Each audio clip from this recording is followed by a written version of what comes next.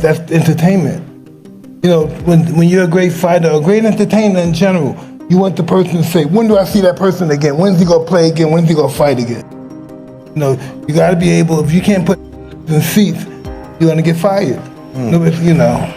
40 fight, and I have Crawford winning this fight. Crawford's gonna win this fight doing something that nobody's done to Canelo. Okay. That's all I'm gonna say. And it didn't take me going to camp to know this. Okay. Weight game. So Israel Majamov says that if Terence Crawford bulks up, that's going to be the biggest mistake he can possibly make. And that's going to hinder him from being victorious against Saul Canelo Alvarez. Mike Tyson didn't hold back after training with Terence Crawford. He said the real danger before a massive fight with Canelo Alvarez isn't the punches, it's the mind games. Tyson claimed the pressure can break a fighter before the bell even rings. But if Crawford keeps his head cool and doesn't let the moment swallow him, he could make beating Canelo look easy. You know, fighters, pressure, right? Pressure's not being hit. You know, everybody think pressure's like, get on, stand on. Pressure's the thought of being hit. And that's how they fall. The thought is going, I'm not hitting that hard, but they think I am. Right. So it's all psychological. Are you, when you're walking to the ring, are you noticing anything, or are you so locked in? I see everything moving. Every person, every girl. I see every. Dude, your walk-ins would last longer than the fights sometimes. Do anyone have a napkin on my towels? Because I'm sweating like a pit with one hole up here. You're sweating. We will get you one. You're sweating. Thank you. Yeah. You're sweating like Charles Barkley at a spelling bee. Yeah, I'm gonna be sweating pretty hard there too. Yeah, exactly. So, Mike, we all know you hit hard. Who was the first person that when they hit you, you was like, oh, okay, this guy hits pretty hard? Amir Khan, who actually fought Canelo Alvarez himself, knows exactly how dangerous Canelo is. He admits Canelo has huge experience and proven dominance at higher weights, but Khan also warns people not to sleep on Terence Crawford. He says Crawford's power is real, and now that he's moving up in weight, he looks stronger than ever. Khan made it clear this fight won't be one-sided, because both men have the skills to end it in one shot. While he respects Canelo's track record, Khan stirred debate by suggesting Crawford's ability to adapt could be the X factor that makes this fight impossible to predict. He did that to Canelo after, so to your point, can Crawford do the same? Coming up from 54 and 47, can he, or will that, throw off the catch and shoot? I was gonna catch and shoot. You're not catching me think. You're not catching and shoot. We're catching it, resetting, and getting out of this range for a minute or two. My fight with Arrow, I came back to the corner. I had a look on my face, I guess. And my dad said, "What's wrong?" I said, "Nothing." Like, classic Sean, nothing.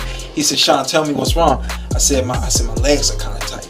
He said, "Your legs kind of tight." He looked back, looked behind him. He would always do this and look back at the other corner. I don't know why. He looked back at them. It was a habit, probably. He said, "All right, we're not gonna use our legs so much this round." And I was thinking to myself, like, I need these legs. I'm not trying to wear these shots. Yeah. So to your point, when there's a feeling, when the nervous system goes out, where does that adjustment take place? Do you trust the adjustment? Do you implement it? So that next round I did settle down a little more. I was lost around. Whatever. Hello. I don't know what round is. Chill out. He don't even know what round it is. Pour this water on you. So we got some time until this fight. So we ain't gotta pour it all out at one time. We'll work our way up to this one. Try to get on big guests to lead up to the fight. Expect some more very, very big guests, and expect some very, very big things from the Puerto Rico podcast the week of Crawford versus Canelo versus Crawford takes place here. What is that? September 6th? 13th. I was just gonna say, I've been critical of the fight because I felt like it serves as a foreground to the Ali Act stuff. Boxing analysts aren't holding back. They say Terence Crawford's age could be his biggest enemy. By the time he fights Canelo Alvarez, Crawford will be 38, and in boxing, that number matters. Sure, he moved up and beat Israel Majamov at 154, but critics argue one fight doesn't prove he can handle a monster like Canelo, who has been dominating bigger men for years. Age slows down reflexes, speed, and recovery, and against a relentless fighter like Canelo, that could be deadly. They claim Crawford still has the skills, but his body might betray him when it matters most. For many, this isn't just the toughest fight of Crawford's career. It's the fight that could expose whether he's still elite or already past his prime. Being successful, September 13th, Las Vegas, Nevada, Allegiant Stadium, when he takes on another first ballot Hall of Famer, 4-division world champion, 2-time undisputed world champion, and reigning undisputed super middleweight world champion, Mexican superstar boxer Saul Canelo Alvarez, who is 63 wins, 2 losses, 2 draws, 39 wins by way of knockout. Terence Crawford had one fight at 154. That was against Israel Majimov, the WBA junior middleweight world champion, right? And since then, Terence Crawford has moved up now to 168 to challenge Canelo Alvarez, okay? And so prior to that, he spent 5 years at what? Welterweight. So the concern that people have for Terence Crawford, rightfully so, is that Terence Crawford will be 38 years of age 2 weeks after the fight. So he's 37, okay? Terence Crawford has one fight at 154. Prior to that, Terence Crawford has been competing, okay, since 2018 for the last 7 years at 147. Since June of 2018, he's been fighting at 147. His only fight outside of that division in the last 5 to 6 years was his fight against Israel Majimov at 154, which he won, unanimous decision. I thought he handily won, but people thought that he struggled. Israel Majimov is now 10 wins, 2 losses, 1 draw, 7 wins by way of knockout because he lost his last fight to Mexican superstar, WBC junior middleweight interim champion Virgil Ortiz Jr. Terence Crawford and his team are making it clear they won't repeat Jermall Charlo's embarrassing performance against Canelo Alvarez. Crawford flat out said, "I'm not Charlo," insisting his discipline, style, and fight IQ are on another level. His camp is focused on movement, precision, and smart pacing, not trying to outmuscle Canelo. The goal is to frustrate him, make him miss, and punish him with sharp counters.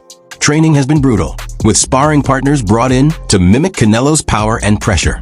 Crawford's message is simple. He won't fold like Charlo.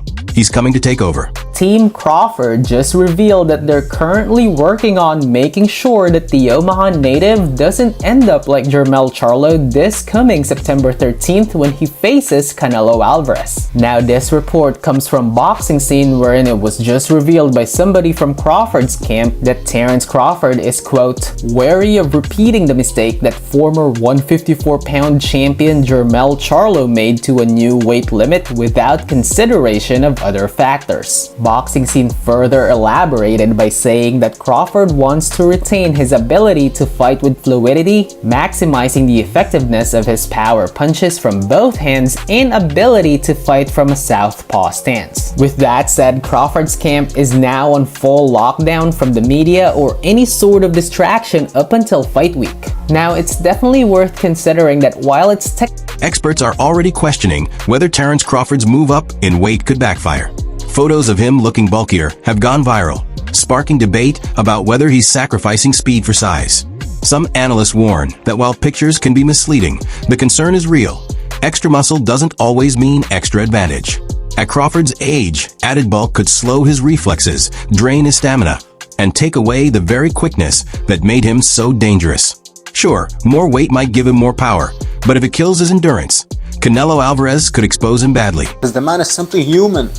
I mean, the more you age and the more weight you gain, of course you're going to be slower. Now, that doesn't mean that he won't be an elite fighter anymore. No, of course not. When you talk about special fighters like Terence Crawford and Canelo Alvarez, they can handle themselves against anyone on any given night in the worst circumstances possible. That is a fact, ladies and gentlemen.